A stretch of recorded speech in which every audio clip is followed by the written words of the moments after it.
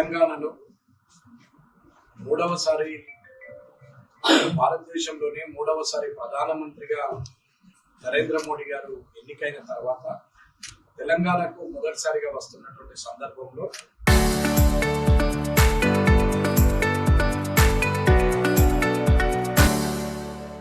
సుమారు 7,000 కోట్ల రూపాయల అభివృద్ధి పనులకు శంకుస్థాపన చేస్తూ వర్చువల్ గా శంకుస్థాపన చేస్తూ అదే రోజు పరేడ్ గ్రౌండ్ లో హైదరాబాద్ లో పరేడ్ గ్రౌండ్ లో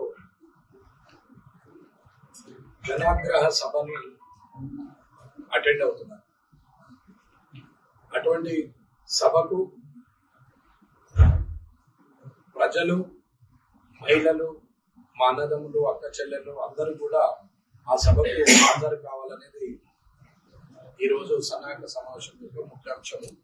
అలాగే ప్రధానమంత్రి నరేంద్ర మోడీ గారు పార్లమెంట్ లో ప్రవేశపెట్టినటువంటి మహిళా బిల్ ఏదైతే ఉందో ఆ మహిళా బిల్లుని వ్యతిరేకించినటువంటి కాంగ్రెస్ దాని అనుబంధ మిత్రపక్షాలు అన్ని కూడా వ్యతిరేకించి ఆ బిల్లును వీగిపోయేటట్టు చేసి ఈ దేశ రాజకీయాల్లో మహిళలు ముఖ్య పాత్ర వహించాల్సినటువంటి సమయం ఆసన్నమైందని 33% రిజర్వేషన్ చేయాల్సిన అవసరం ఉంది అని చెప్పి నరేంద్ర మోడీ గారు విఫల ప్రయత్నం చేసిన కాంగ్రెస్ కుటిల తత్వంతో ఇవాళ ఆ బిల్లు వీగిపోయేటట్టు చేశారు. దానివల్ల మహిళలు రాజకీయ రంగంలోకి రాకుండా పురుషాధిక్యంలోనే పార్టీని నడపాలని, వారి కుటుంబ పెద్దలు మాత్రమే మహిళలు, ఆ పార్టీలో పెద్దలు మాత్రమే వారి ఇంటి మహిళలే పెద్ద పాత్ర పోషించాలి తప్ప భారతదేశంలో ఉన్నటువంటి మహిళలందరూ కూడా ఎక్కడ రాజకీయాల్లో పాల్గొనద్దు, వారికి అవకాశం లేదు అనే విధంగా ఇవాళ కాంగ్రెస్ వాటి మిత్రపక్షాలన్నీ కూడా బిల్లును వీగిపోయేటట్టు చేసింది. దానివల్ల యావత్ భారతదేశంలో మహిళా లోకం అంతా ఆగ్రహంతో ఉన్నారు. ప్రధానమంత్రి గారు స్వయంగా ఆయన టీవీలో కూడా ప్రజలను ఉద్దేశించి ప్రసంగించడం జరిగింది. ఆయన ఎంతో బాధతోని చెప్పడం జరిగింది. నారీ శక్తిని, ఉమెన్ ఎంపవర్మెంట్ ని, మహిళల్ని ఇవాళ రాజకీయాలకు తీసుకొచ్చి రాజకీయాల్లో ట్రాన్స్పరెన్సీ రాజకీయాలు ఉండాలి, మహిళలు కూడా ముందుకు వస్తే రాజకీయము ఇవాళ రానున్న కాలంలో మంచి రాజకీయ నాయకురాలు వస్తారు మన అక్క చెల్లెళ్ళు అని చెప్పేసి ప్రధానమంత్రి గారికి ఆలోచన ఉంది. గత కొన్ని సంవత్సరాలుగా ఆ బిల్లు గురించి మాట్లాడుతూ లాస్ట్ కి మొన్న పార్లమెంట్ లో 16, 17, 18 తారీఖుల్లో పెట్టడం జరిగింది.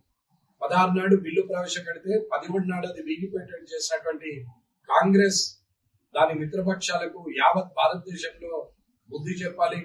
ఇన్ని రాష్ట్రాల్లో కనీసం 2-3 రాష్ట్రాల్లో తప్ప ఎక్కడ లేని ఈ కాంగ్రెస్ ఇవాళ ఎక్కడ కూడా ఉన్న ఆ 3 రాష్ట్రాల్లో కూడా కాంగ్రెస్ కనుమరుగైపోయే పరిస్థితికి తీసుకురావాల్సిన అవసరం ఉంది. మహిళల్ని ముందుకు తీసుకొచ్చి పెద్దపీటేసి రాజకీయంలో అగ్రస్థానంలో కూర్చోబెట్టాలని ఆలోచించే భారతీయ జనతా పార్టీ కానీ మహిళలు అసలే రావద్దు, గడప దాటద్దు, వంటింటి కుందల్లాగానే ఉండాలి, వారు బానిసల్లాగా ఉండాలని చెప్పేసి ఆలోచించేటువంటి కాంగ్రెస్ పార్టీ. ఈ 2 పార్టీల మధ్య వ్యత్యాసం చూడాల్సిన అవసరం ఉంది.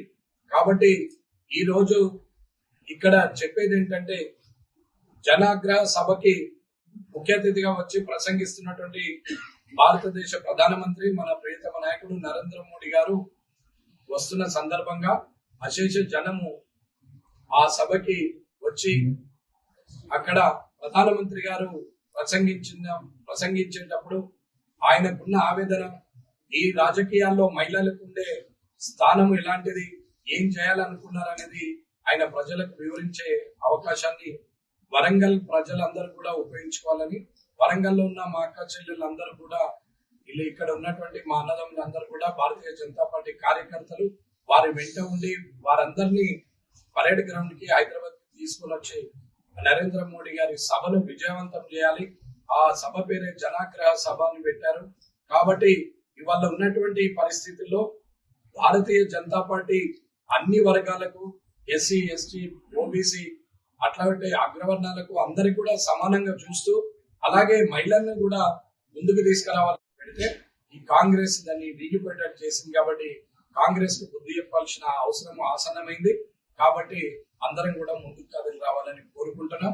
అలాగే తెలంగాణకి సుమారు 85,000 కోట్ల రూపాయల రైల్వే ట్రాక్స్ ఇచ్చినటువంటి నరేంద్ర మోడీ గారు హైవేలకు కొన్ని వేల కోట్లు ఖర్చు చేసి ఇవాళ తెలంగాణ రాష్ట్రంలో ప్రతిదీ కూడా 4 లైన్ హైవే చేసినటువంటి నరేంద్ర మోడీ గారు అలాగే ఇండస్ట్రియల్ కారిడార్ జోన్ కింద 12 గ్రీన్ ఫీల్డ్ ఏర్పాటు చేస్తే దేశం మొత్తంలో హైదరాబాద్ కి సంబంధించి మన తెలంగాణకి సంబంధించి జైరాబాద్ లో ఒక గ్రీన్ ఫీల్డ్ ఇవ్వడం జరిగింది. అక్కడ ఇండస్ట్రియల్ కారిడార్ రావడం జరుగుతుంది. అట్లాగే తెలంగాణకు ముఖ్యమైనటువంటి దేవస్థానం నరసింహస్వామి యాదాద్రి గుట్ట. అటువంటి యాదాద్రి గుట్టకి తెలంగాణ ఎంఎంటీఎస్ ని హైదరాబాద్ నుంచి యాదగిరి గుట్టకు కూడా వేయడానికి టెండర్ ప్రక్రియ చేస్తున్నారు. ఇంకా భూసేకరణ మిగిలింది. ఇలాగే ఎన్నో వేల కోట్ల లక్షల కోట్ల కార్యక్రమాలు చేస్తున్నటువంటి భారతీయ జనతా పార్టీ. కానీ ముఖ్యమంత్రి రేవంత్ రెడ్డి గారు ఏమిచ్చింది భారతీయ జనతా పార్టీ అని మాట్లాడుతుంటే నవ్వొస్తుంది. తెలంగాణ రాష్ట్రం ఇవాళ ఈ పూర్తి అభివృద్ధి చెందుతుంది అని అంటే గత ప్రభుత్వమైనా ఈ ప్రభుత్వమైనా కేంద్ర ప్రభుత్వ సహాయ సహకారాలతోనే ఈ అభివృద్ధి చెందింది. అది రోడ్లు కావచ్చు, లేదు నేషనల్ లెవెల్ కావచ్చు, ఇంకా కాకపోతే ఇవాళ గ్రామాల్లో ఉన్నటువంటి వైకుంఠధామం కావచ్చు, పల్లె ప్రకృతి వనం కావచ్చు, అక్కడ ఉన్నటువంటి డంపింగ్ యార్డ్ కావచ్చు, ప్రతిది కూడా వన మహోత్సవం కావచ్చు, ఏదైనా సరే కేంద్ర ప్రభుత్వం నుంచి ఎన్ఆర్ఈజీఎస్ ద్వారా ప్రస్తుతం బీబీజీ రామ్జీ ద్వారా వస్తున్నటువంటి ఫండ్సే. అలాగే 16th ఫైనాన్స్ కింద గ్రామాలలో కొత్తగా సర్పంచులైన వారికి కూడా ఇవాళ డబ్బులు వస్తున్నాయంటే ఓన్లీ కేంద్ర ప్రభుత్వం ఇస్తున్న 16వ ఆర్థిక సంఘం నుంచే డబ్బులు వస్తున్నాయి. అలాగే మున్సిపల్లో ఇవాళ కొత్తగా ఎలక్షన్స్ అయిన కౌన్సిలర్స్ వచ్చిన తర్వాత కూడా వస్తున్న డబ్బు కూడా కేంద్ర ప్రభుత్వందే. ఇదంతా దృష్టిలో పెట్టుకొని అనవసరమైన అభాండాలు వేస్తున్నటువంటి రేవంత్ రెడ్డి గారు ప్రజలకు ఏమీ తెలియదని అనుకుంటున్నారు. కానీ మీరు మాట్లాడింది నిజమని అనుకుంటే గత ప్రభుత్వము ఇష్టం ఉన్నట్టు నోటికి వచ్చినట్టు మాట్లాడితే అర్థం పర్థం లేకుండా విమర్శిస్తే అధోగతి పాలైపోయి ఇవాళ కానరాకుండా వెళ్ళిపోయారు.